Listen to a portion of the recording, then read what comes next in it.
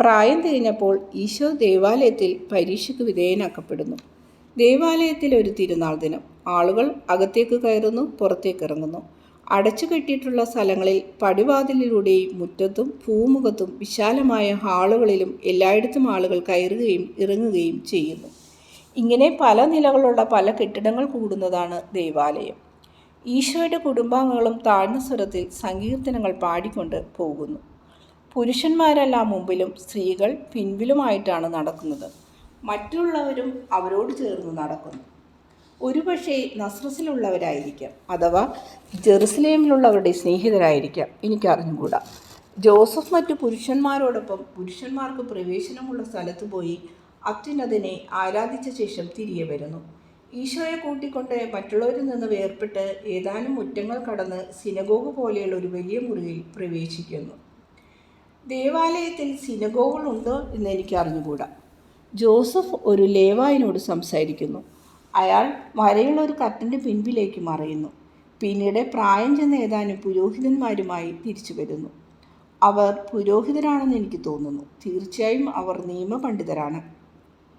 തന്മൂലം വിശ്വാസികളെ പരീക്ഷിക്കുന്ന ജോലി അവരെ ഏൽപ്പിച്ചിരിക്കുന്നു. ജോസഫ് ഈശോയെ അവർക്ക് പരിചയപ്പെടുത്തുന്നു.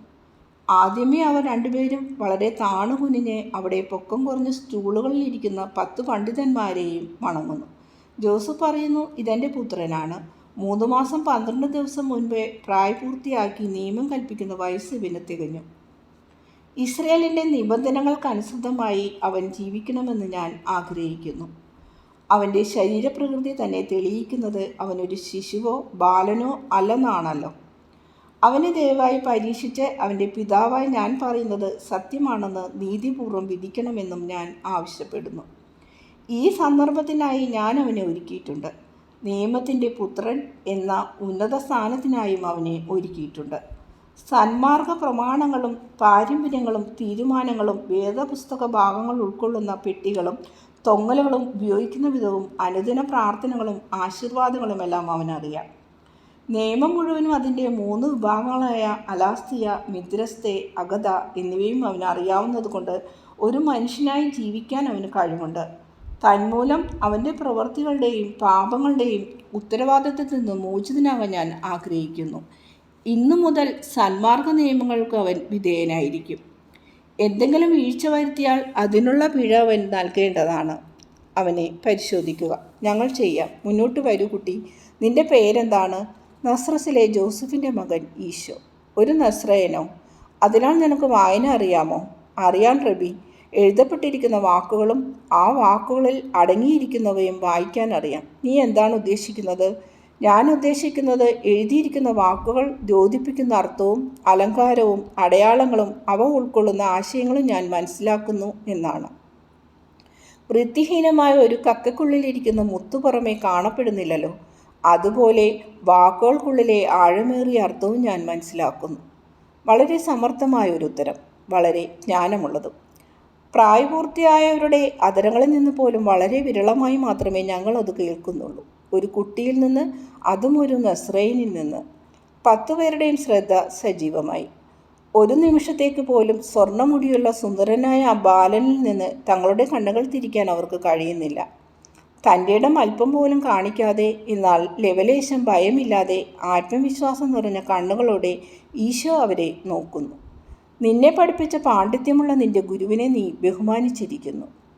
ദൈവത്തിൻ്റെ ജ്ഞാനം നീതിമാനായ അവൻ്റെ ഹൃദയത്തിൽ ഒരുമിച്ച് കൂടിയിരിക്കുന്നു. അത് ശ്രദ്ധിച്ചു കേൾക്കൂ. നിങ്ങൾക്ക് ഇതുപോലൊരു പുത്രൻ്റെ പിതാവായി നിങ്ങൾക്ക് സന്തോഷിക്കാം. മുറിയുടെ ഒരറ്റത്തിരിക്കുന്ന ജോസഫ് പുഞ്ചിരിയോടെ തലകുനിക്കുന്നു. അവർ ഈശോയ്ക്ക് വ്യത്യസ്തങ്ങളായ 3 ചുരുളുകൾ കൊടുക്കുന്നു. സ്വർണ്ണ റിബൺ കെട്ടിയിട്ടുള്ള ചുരുൾ വായിക്കൂ. ഈശോ ആ ചുരുൾ നിവർത്തി വായിക്കുന്നു. അത് 10 പ്രമാണങ്ങളാണ്. ആദ്യത്തെ ഏതാനും വാക്കുകൾ വായിച്ചു കഴിഞ്ഞപ്പോൾ പണ്ഡിതന്മാരിൽ ഒരാൾ ആ ചുരുൾ ഈശോയുടെ പക്കൽ നിന്നും വാങ്ങിയിട്ട് തുടർന്ന് മനസ്സിൽ നിന്ന് വായിച്ചു കൊള്ളുവാൻ പറഞ്ഞു. ഈശോ നല്ല നിശ്ചയത്തോടെ ഒരു പ്രയാസവും കൂടാതെ നോക്കി വായിക്കുന്നത് പോലെ മുഴുവനും പറഞ്ഞു. കർത്താവ് എന്ന് പറയുമ്പോഴെല്ലാം ഈശോ നല്ലതുപോലെ തലകുനിക്കുന്നു. അതാരാണ് നിന്നെ പഠിപ്പിച്ചത്? എന്തുകൊണ്ടാണ് നീ അങ്ങനെ ചെയ്യുന്നത്? കാരണം ആ നാമം പരിശുദ്ധമാണ്. ആന്തരികവും ബാഹ്യവുമായ ബഹുമാനത്തോടെ വേണം ആ നാമം ഉച്ചരിക്കാൻ. രാജാക്കന്മാരോട് പ്രജകൾ തലകുനിച്ച് വണക്കം കാണിക്കുന്നു. ഈ രാജാക്കന്മാർ അല്പസമയം കഴിയുമ്പോൾ പൊടിയായിത്തീരുന്നവരാണ്. രാജാക്കന്മാരുടെ രാജാവും ഇസ്രയേലിൻ്റെ അത്യുന്നത കർത്താവുമായ ദൈവം സന്നിഹിതനായിരിക്കുമ്പോൾ അരൂപിക്ക് മാത്രമേ അത് കാണാൻ കഴിയുന്നുള്ളൂവെങ്കിലും എല്ലാ സൃഷ്ടികളും താണു വണങ്ങേണ്ടതല്ലേ? എല്ലാ സൃഷ്ടികളും നിത്യമായ വിധേയത്വത്തോടെ തന്നെ ആശ്രയിച്ചല്ലേ ജീവിക്കുന്നത്? വളരെ സമർത്ഥമായിരിക്കുന്നു. ഹേ മനുഷ്യ, നിന്റെ പുത്രനെ ഹിലേലിനെ കൊണ്ടോ ഗമാലിയലിനെ കൊണ്ടോ വിദ്യാഭ്യാസം ചെയ്യിപ്പിക്കണമെന്ന് ഞങ്ങൾ ഉപദേശിക്കുന്നു. ഇവനൊരു നസ്രയനാണ്, എന്നാൽ അവൻ്റെ ഉത്തരങ്ങൾ കേട്ടിട്ട് ഇസ്രയേലിലെ ഒരു വലിയ പണ്ഡിതനാകാൻ അവന് കഴിവുണ്ട് എന്ന് ഞങ്ങൾ പ്രത്യാശ തോന്നുന്നു.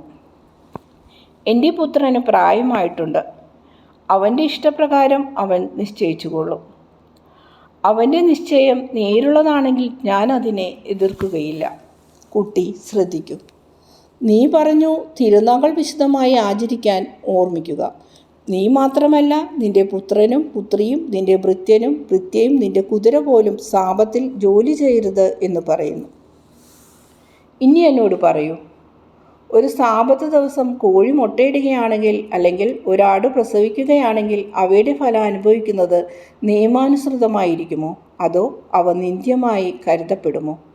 എനിക്കറിയാം, പല റബ്ബിമാരും ഷെമയ് അവരിൽ ഇപ്പോൾ ജീവിച്ചിരിക്കുന്ന അവസാനത്തെ ആളാണ് പറയുന്നത് സാപത്ത് ദിവസം ഇടുന്ന മുട്ട പ്രമാണത്തിനും വിരുദ്ധമാണെന്നാകുന്നു.